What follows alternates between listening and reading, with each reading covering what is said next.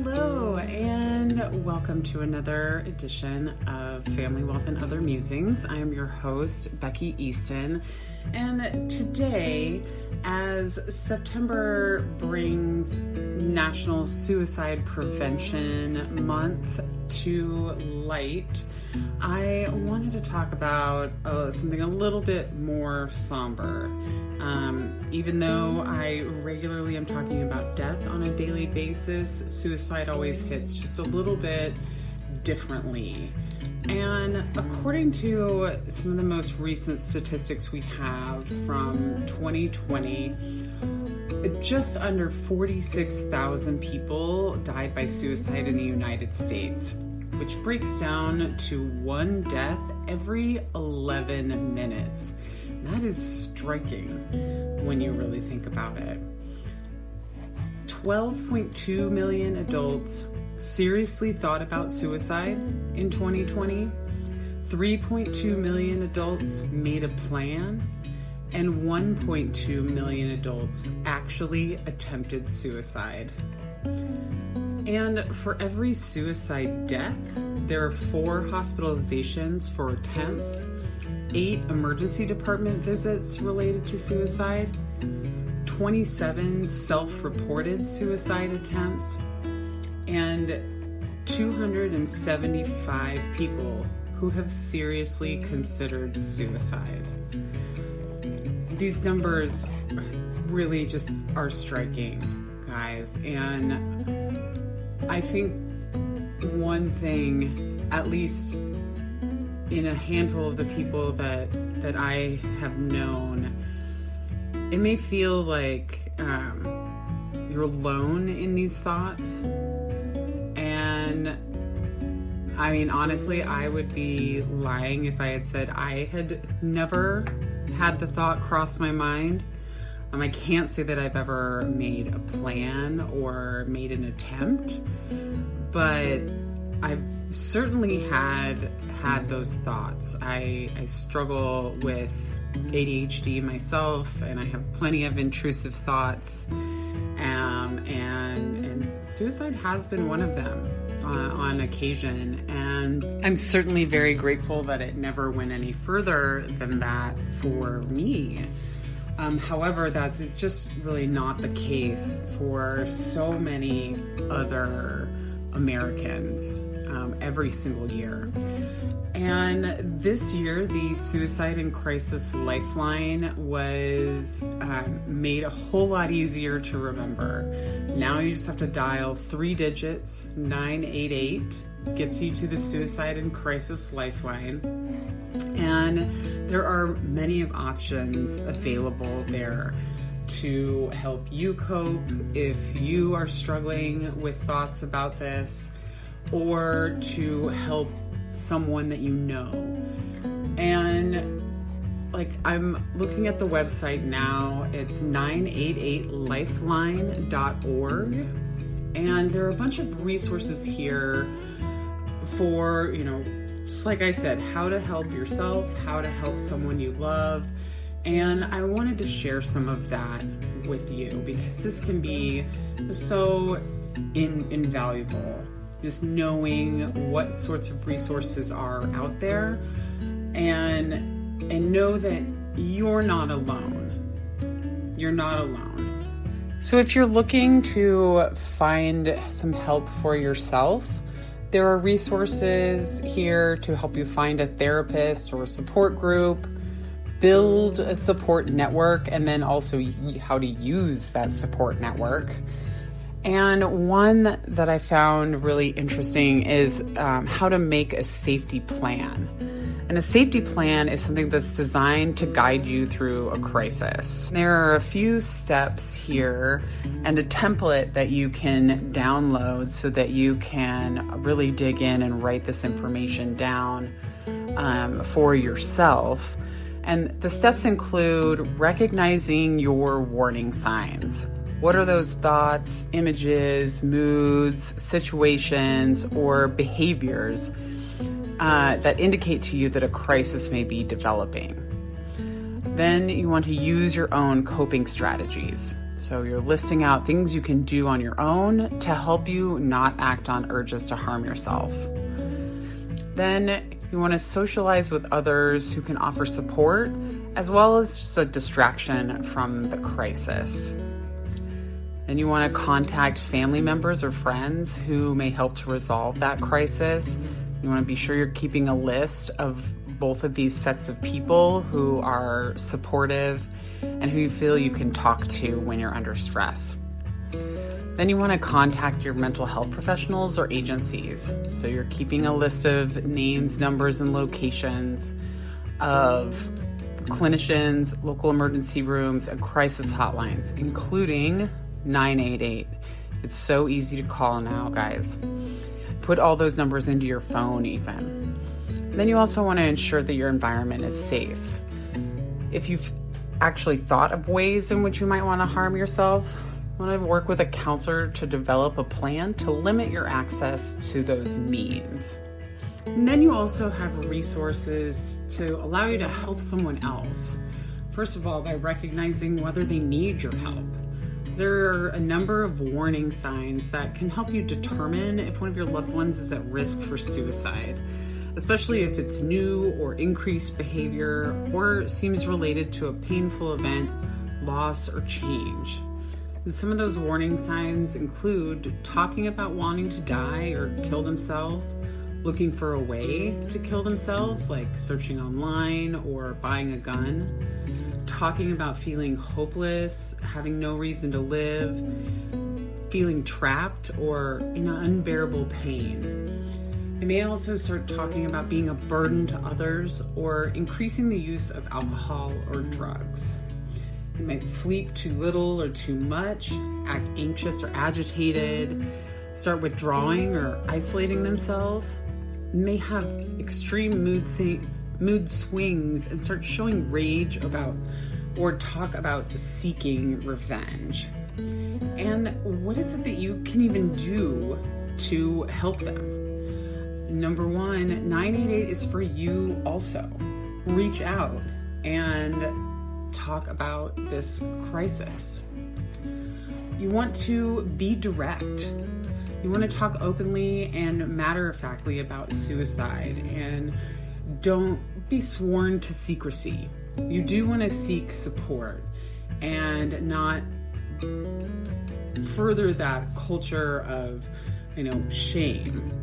I certainly don't want to dare them to do it or even act shocked. It might end up putting distance between you when what they're needing at this moment is really that connection.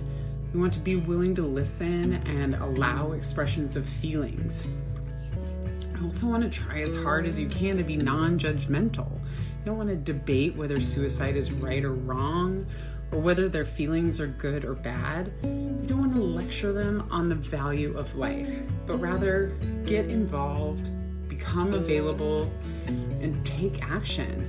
You want to remove means to suicide, like weapons or pills. And also, get help from other people or agencies specializing in crisis intervention and suicide prevention.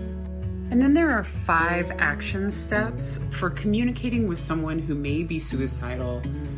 And these are supported by evidence in the field of suicide prevention. So this is coming from BeThe1To.com. That's BeThe1To.com.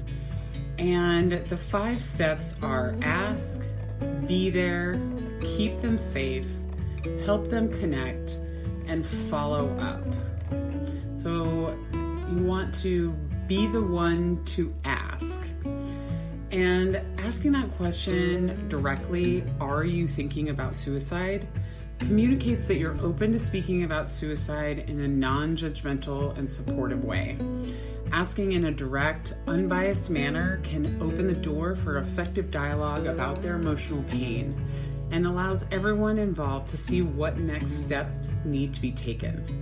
Other good questions that you can ask include, how do you hurt? And how can I help? And then on the flip side of ask, you want to listen.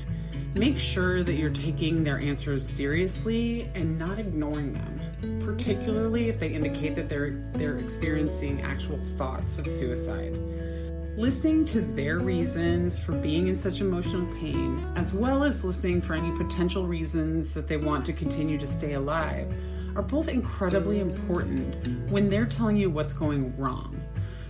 Help them focus on their reasons for living and avoid trying to impose your reasons for them to stay alive. And studies here show that asking at-risk individuals if they're suicidal doesn't actually increase suicides or suicidal thoughts. Rather, the studies suggest the opposite, whereas findings are suggesting that acknowledging and talking about suicide may in fact reduce rather than increase suicidal ideation. Then you want to be the one to be there.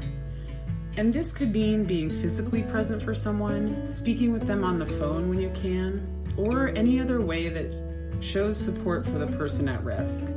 An important aspect of this step is to make sure you follow through in the ways in which you say you'll be able to support the person. Don't commit to anything that you're not willing to or able to accomplish. If you're unable to be physically present with someone with thoughts of suicide, talk with them to develop ideas for others who might be able to help as well. And again, only others who are willing, able, and appropriate to be there. Listening is again very important during this step. You want to find out what and who they believe will be the most effective sources of help. And being there for someone with thoughts of suicide is life-saving. Increasing someone's connectedness to others and limiting their isolation, both in the short and long term, has shown to be a protective factor against suicide. The work of Thomas Joiners highlights connectedness as one of its main components. And the work of David Klunsky and Alexis May also theorize that connectedness is a key protective factor, not only against suicide as a whole, but in terms of the escalation of the thoughts of suicide to action. By being there, we have a chance to alleviate or eliminate some of these significant factors. Then they recommend that you keep them safe. Be the one to keep them safe. And first of all, it's good for everyone to be on the same page. Because after the ask step, and you've determined suicide is indeed being talked about, it's important to find out a few things to establish immediate safety. Have they already done anything to try to kill themselves before talking with you? Does the person experiencing thoughts of suicide know how they would kill themselves? And do they have a specific detailed plan? What's that timing, and what sort of access do they have to their planned method? And knowing the answers to each of these questions can tell us a lot about the imminence and severity of danger the person is in.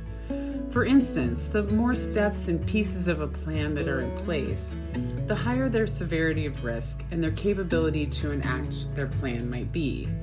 Or if they have immediate access to a firearm and are very serious about attempting suicide, then extra steps like calling for emergency help or driving them to an emergency department might be necessary. The Lifeline 988 can always act as a resource during these moments as well, if you aren't entirely sure what to do next. You also want to be the one to help them connect. Helping someone with thoughts of suicide connect with ongoing supports like the 988 Lifeline can help them to establish a safety net for those moments they find themselves in a crisis. Additional components of a safety net might be connecting them with supports and resources in their communities. Explore some of these possible supports with them. Are they currently seeing a mental health professional? Have they in the past? And is this an option for them currently? Or are there other mental health resources in the community that can effectively help? And one way to start helping them find ways to connect is to work with them on that safety plan and developing that.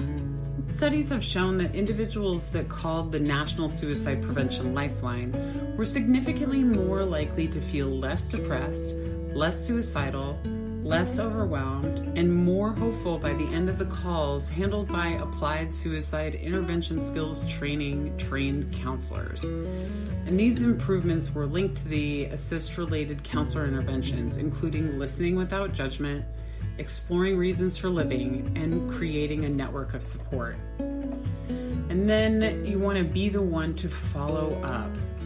After your initial contact with a person experiencing thoughts of suicide, and after you've connected them with the immediate support systems that they need, make sure to follow up with them to see how they're doing.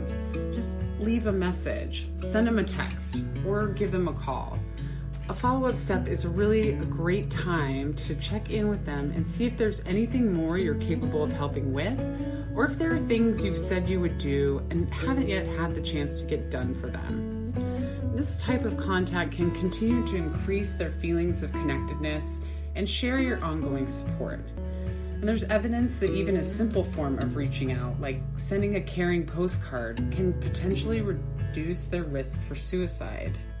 And if you'd like any additional information to help yourself or somebody else, I encourage you to visit the 988lifeline.org website, and then also betheone2.com, which is be1to.com.